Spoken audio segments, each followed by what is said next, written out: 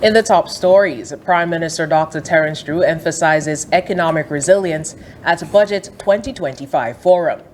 St. Vincent and the Grenadines allows public servants to run for office without job loss, and North Korea test fires intercontinental ballistic missile amid rising tensions. Hello and welcome to the ZIZ Midday Newscast. Today is Wednesday, October 31st, 2024. I'm Scotticia Hendrickson. Nationally, at the Budget 2025 National Forum held on Wednesday, Prime Minister the Honorable Dr. Terence Drew highlighted that the path to a sustainable future for St. Kitts and Nevis relies on economic resilience and diversification. Addressing attendees, Dr. Drew outlined his government's commitment to building an economy that balances traditional strengths with emerging industries, aiming for sustainability and the attainment of the Sustainable Island Development Goals, or SDGs, by 2030. To reduce vulnerability to global shocks, economic diversification is indeed a cornerstone of the government's strategy to ensure that the economy is not dependent on a single sector, but can be transformed into a multi-sectoral and broad-based type of economy. Dr. Drew introduced the government's new Sustainable Economic Expansion and Diversification Initiative, which aligns with the Sustainable Island State Agenda. This initiative aims to foster long-term economic stability and prosperity for the Twin Island Federation. To reduce vulnerability to global shocks, economic diversification is indeed a cornerstone of the government's strategy to ensure that the economy is not dependent on a single sector, but can be transformed into a multi-sectoral and broad-based type of economy. The Prime Minister noted that St. Kitts and Nevis had historically relied heavily on the Citizenship by Investment program, with dependency rates reaching 60 to 70% under the previous administration.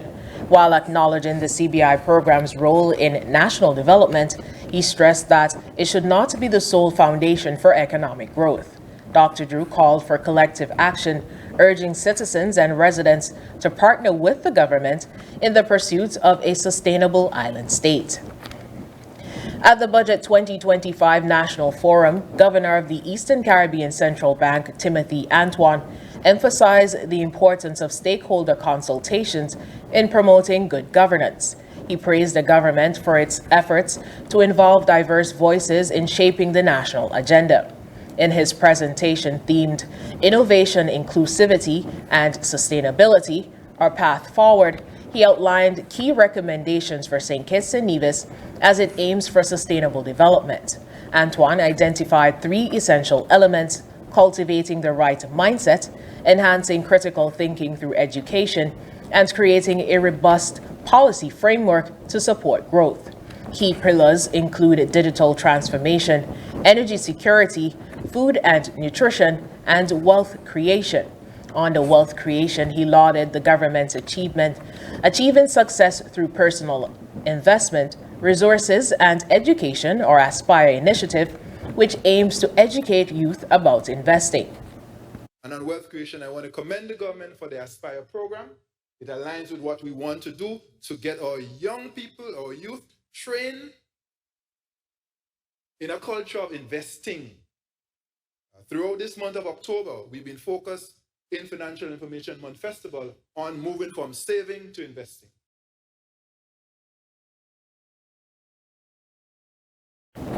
He noted that only 4% of individuals in the currency union currently invest, compared to up to 60% in the U.S., with over $25 billion in saving across the region.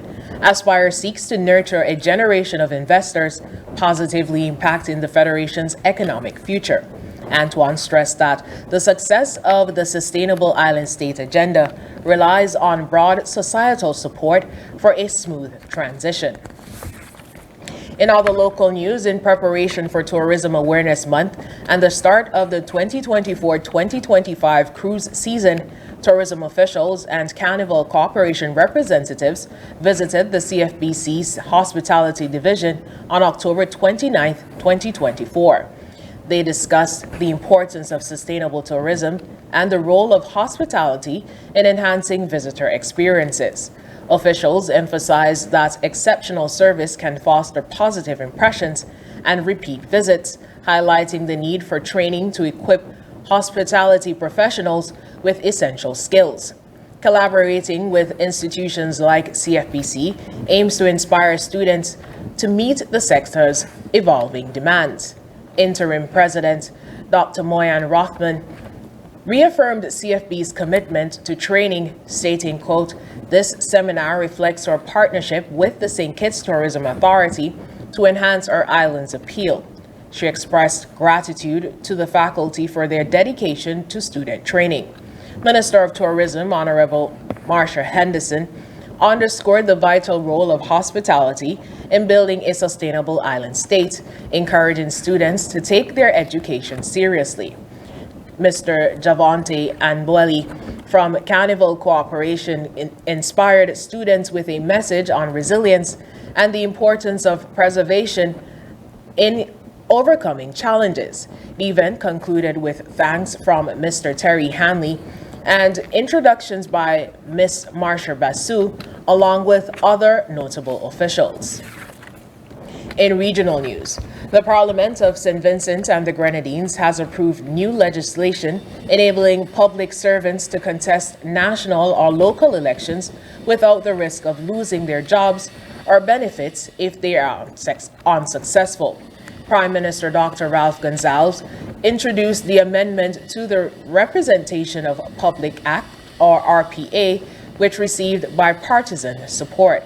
Gonsalves noted that the principle of allowing public servants to participate in elections without resigning has been discussed since the country gained independence in 1979.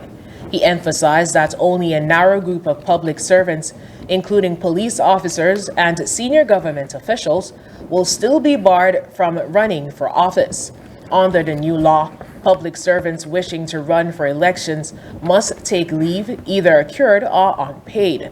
If elected, they will be considered to have retired from their public service position, with pension laws adjusted to account for their years of service prior to their election.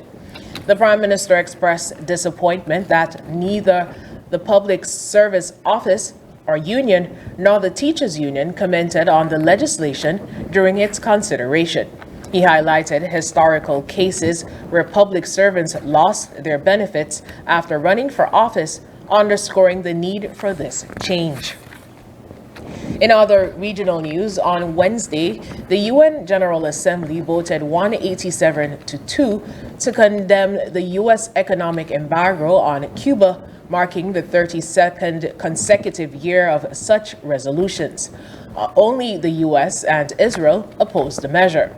Cuban Foreign Minister Bruno Rodriguez criticized the Biden administration's maximum pressure policy, claiming it contributed to recent blackouts worsened by Hurricane Oscar. He questioned the U.S. narrative that its policies support Cuban people. While UN resolutions are non-binding, they showcase global opinions against U.S. isolation tactics. Rodriguez highlighted Cuba's severe economic crisis, prompting significant immigration to the U.S.